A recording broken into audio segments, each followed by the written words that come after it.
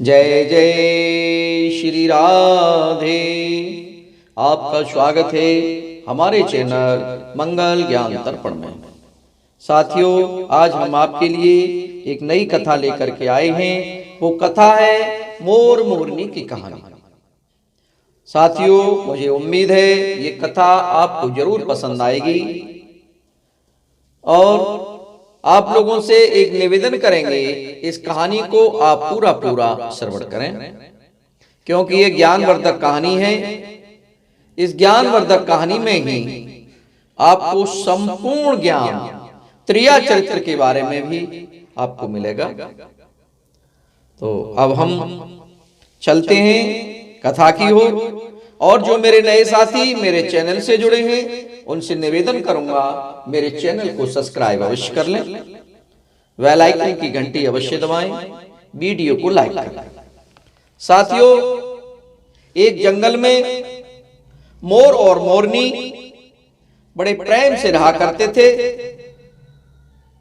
और अचानक ही मोरनी के मन में एक बात आई। इस जंगल में रहते रहते हमें बहुत समय बीत गया है, अतः हमें किसी और दूसरे जंगल में चल करके रहना चाहिए।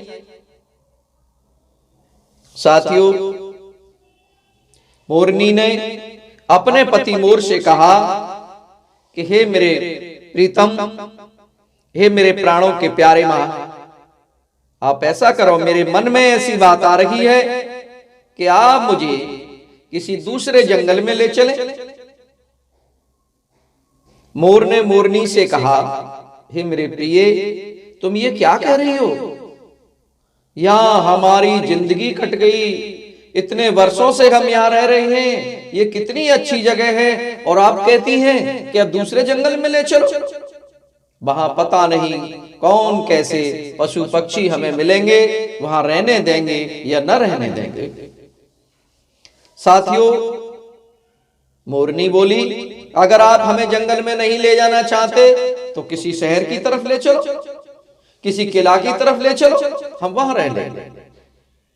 मोरनी नहीं मान रही है और मोर बेचारा मोरनी को बार बार समझा रहा है, लेकिन मोरनी मानने को किसी भी शर्त पर तैयार नहीं है। फिर मोर ने सोचा, ये इतनी जिद कर रही है, इसलिए अब हमें यहां से चलना ही चाहिए। और साथियों, वह मोर और मोरनी वहां से अपने परिवार को छोड़ करके और एक दूसरे नगर की ओर चल दिए, जहां के एक राजा का महल पड़ा, और वह राजा के महल के ऊपर ही जाकर के उतर जाते हैं और महल के ऊपर बैठ जाते हैं। साथियों, वहां बैठे बैठे मोर और मोरनी को कुछ समय हुआ तो वो क्या देखते हैं कि राजा भोजन कर रहे हैं और भोजन का एक दाना चावल का टुकड़ा जमीन पर गिर जाता है। जब चावल का टुकड़ा नीचे गिर जाता है और एक चींटी वहां आती है, उस चावल के टुकड़ों को उठा करके ले जाता है। रास्ते में उसे चींटा मिला। चींटा कहता है कि ये चावल का टुकड़ा तुम हमें दे जाओ और तुम और जाकर के वहां से ले आओ। चींटी कहती है कि नहीं महाराज, मैं नहीं जाऊंगी, वहां राजा साहब मुझे देख लेंगे, राजा साहब मुझे देख लेंगे, मुझे मार देंगे, मैं वहां नहीं जाऊंगी। लेकिन चींटा नहीं मानता है और चींटी वहां जाने के लिए तैयार नहीं होती।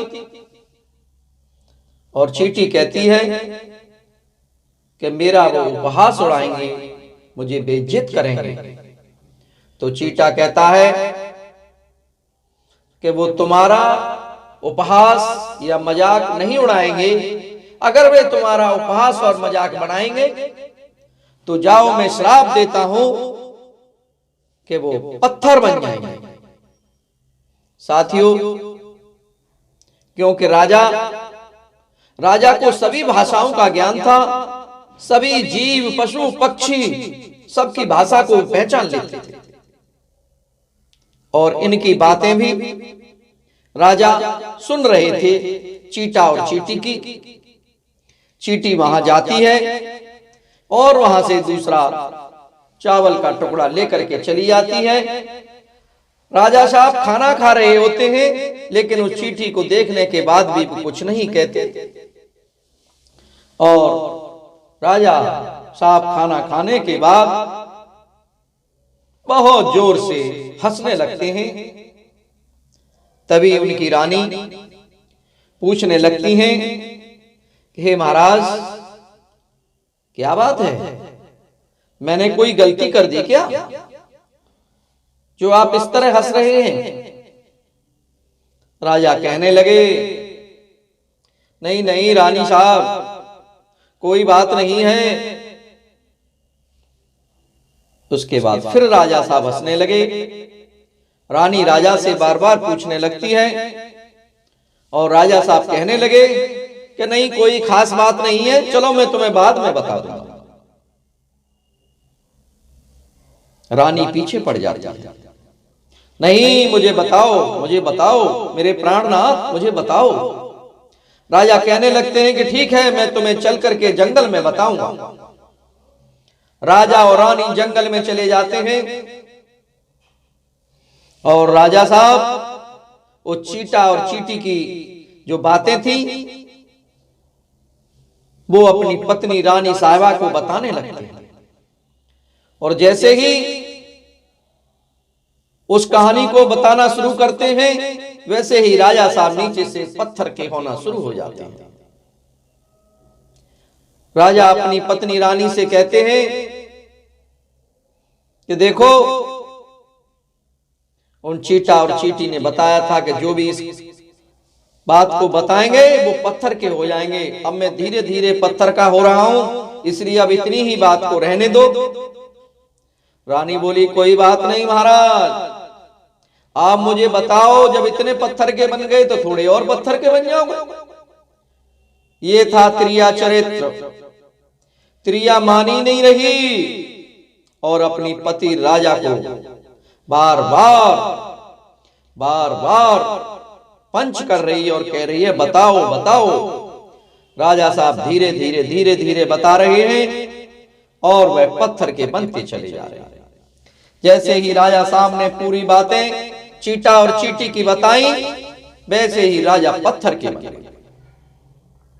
जैसे ही राजा पत्थर के बने तो रानी बुरी तरह से रोने लगी, चिल्लाने लगी, हे महाराज, ये क्या हुआ? मैंने बहुत बड़ी गलती की जो आपसे ये पूछा और आप पत्थर के बन गए। जब इतना चीखने पर चिल्ला रही है रानी, तो वो मोर और मोरनी वहां आ जाते हैं और वो कहते हैं, क्या बात है रानी साहिबा, आप इतनी क्यों परेशान हैं? क्या हुआ?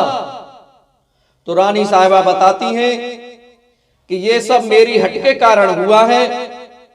राजा साहब ने चींटा और चींटी को ही जो कहानी थी वो मुझे सुनाई, उनकी जो बातें थी वो मुझे सुनाई, और चींटा ने इन्हें श्राप दिया था कि जो भी इन बातों को बताएगा वो पत्थर का हो जाएगा। और जैसे ही रानी ने वो बात मोर और मोरनी को बताई, वैसे ही रानी भी पत्थर की हो गई। अब राजा और रानी दोनों पत्थर के हो गए। अब तो मोर और मोरनी को बहुत कष्ट होने लगा और मोर कहने लगा मोरनी से, देख लो, मैंने मना किया है, तुमसे मना किया था कि मत चलो, देख लो ये क्या हो रहा है। अब मोर और मोरनी भी इतने दुखी होने लगे और दुखी होते होते उनके मन में घृणा सी उत्पन्न हो गई चीटा और चींटी के प्रति, और वह मोर और मोरनी चीटा और चींटी को मार मार करके खाने लगे। साथियों, इतना बड़ा आतंक फैल गया कि मोर को देखने के बाद ही चीटा और चींटी दूर दूर भागने लगे। अब तो साहब चीटा और चींटी इधर से उधर भाग रहे हैं, और वह जमीन में गड्ढा करने के बाद वो जमीन में उन्होंने बिल बना लिए, जमीन में घुसने लगे। साथियों, वो चीटा और चींटी जब जमीन में घुस जाते हैं तो वहां भगवान विष्णु की आराधना करने लगते हैं, और वो कहते हैं कि हे भगवान, आप हमें बचाएं, आप हमें बचाएं, हम भूख से तड़फ रहे हैं लेकिन बाहर नहीं निकल सकते हैं। जब चीटा और चींटी की पुकार सुन करके भगवान विष्णु वहां आ गए, और भगवान विष्णु ने कहा कि हम तुम्हारी पूजा और आराधना से प्रसन्न हैं, इसलिए तुम बताओ तुम्हें क्या चाहिए। चीटा और चींटी ने बताया कि हमारे पेट में गांठ बांध दो, गांठ लगा दो, जिससे कि हमें भूख प्यास न लगे। साथियों, भगवान विष्णु ने तथास्तु कहा और चींटी के पेट में गांठ लग गई। आपने देखा होगा चीटा और चींटी के पेट में गांठ लगी हुई है। उन्होंने कहा चीटा और चींटी से कि अब तो प्रसन्न हो, अब तो कोई बात नहीं है। बोले कि हाँ महाराज, अब कोई बात नहीं है, लेकिन हमें उन मोर और मोरनी के पास आप जाओ और उनसे हमें बचाओ कि हमें वह कोई कष्ट न दे। साथियों, भगवान विष्णु मोर और मोरनी के पास गए और उनसे पूछा, आखिर तुम ये सब क्यों कर रहे हो? तो मोर और मोरनी ने कहा, ये चीटा चींटी के कारण ही ये राजा और रानी पत्थर के बन गए। इन बेचारों की क्या गलती थी? तो राजा ने कहा कि इनकी बहुत बड़ी गलती थी। सुनो, ये राजा